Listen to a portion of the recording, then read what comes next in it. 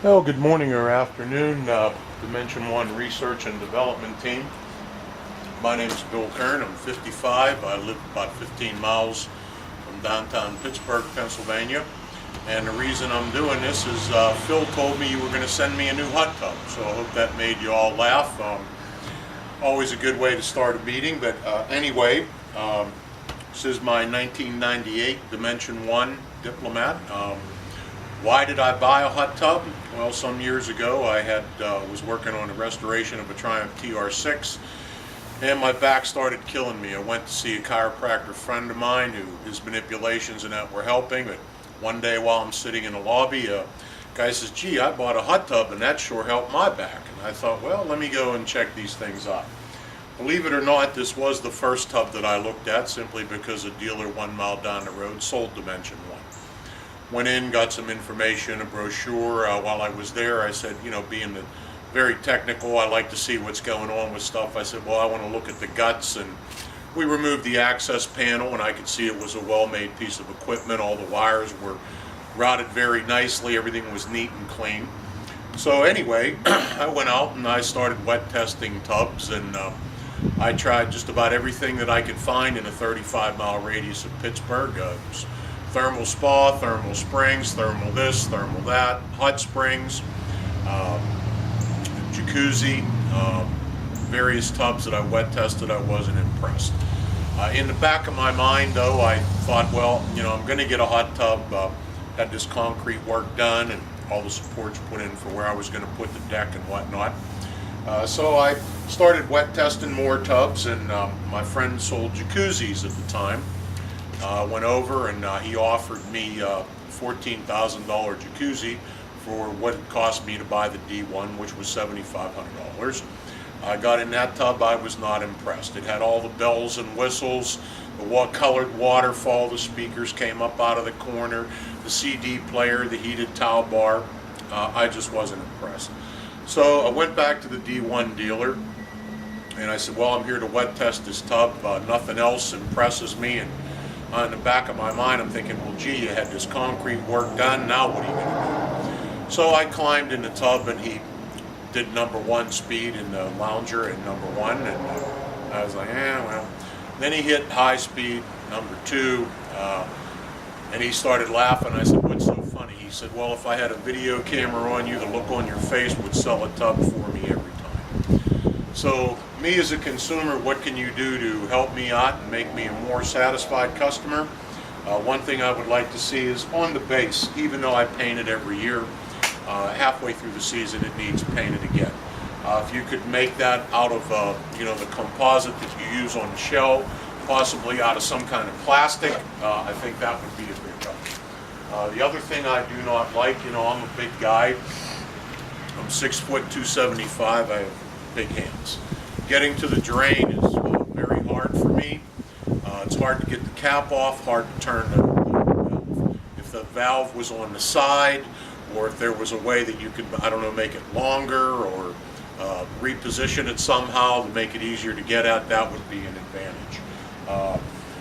And also, as you can see, I redo this redwood every 2-3 years. I lightly sand it, and I get the Sherwin-Williams stain from Fill It Easy Spa Parts, and keeps it looking brand new.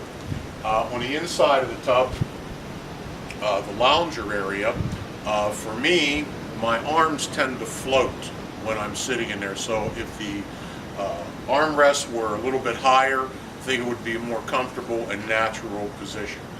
In the lounger, I'd also like to see additional jets in the back of the knee and the back of the calf. I have them at the footwell and on the side of my knee. I like them very much, but I think if they were also in that position, that would be very nice. One thing I would like, and I know the newer tubs have this, was a control for the number 2 lounger, and also I would like to have one where my neck jet pillow is. I know they don't, they have those on the newer tubs. Perhaps some type of remote control as an aftermarket add-on that you guys could come up with would be very nice. The light by the Volcano jet, I don't know if it's just my problem or what, but I've broken that lens 6 or 7 times, the colored cap on the lens, not the light itself.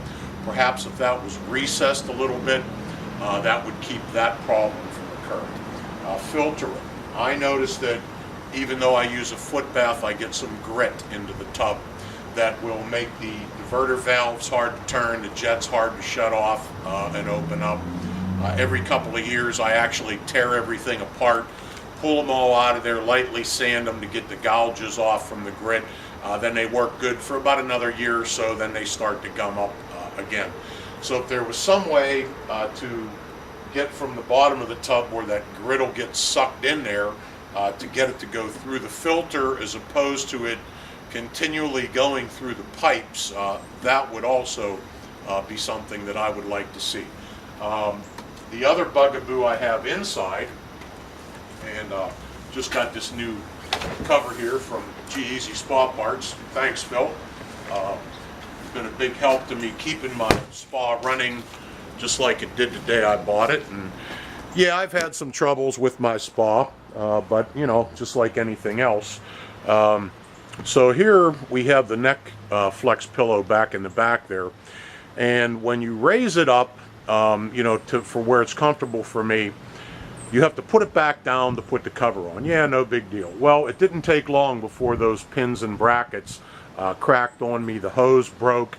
The replacement hose that I got didn't work well. I actually got a piece of hose from a company down the road. A couple of stainless steel clamps, it works, but I can't move it up and down. So if you could, maybe lower the seat, I don't know, something you could come up with so that that's more usable for people in the tub. Works fine for me where it's at, but for some folks, it needs to go a little lower in some situations. And yeah, I need some new pillows, so Phil, I'll be calling you up for those shortly.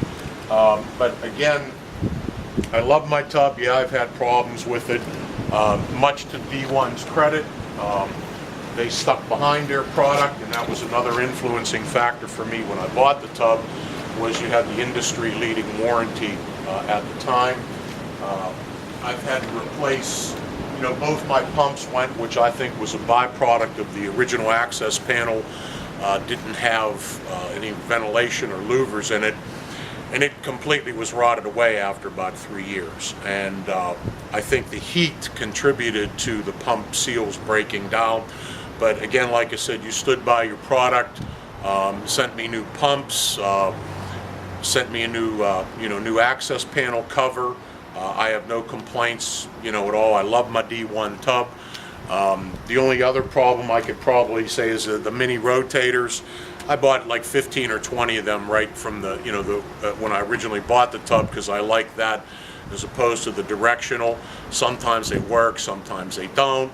I've soaked them in, white vinegar. I've done it. They work, they don't. They work, they don't. But I'm very pleased with my D1 tub. I hope those suggestions and input will help you with your development. And if I can be of any further assistance, Phil knows how to get a hold of me.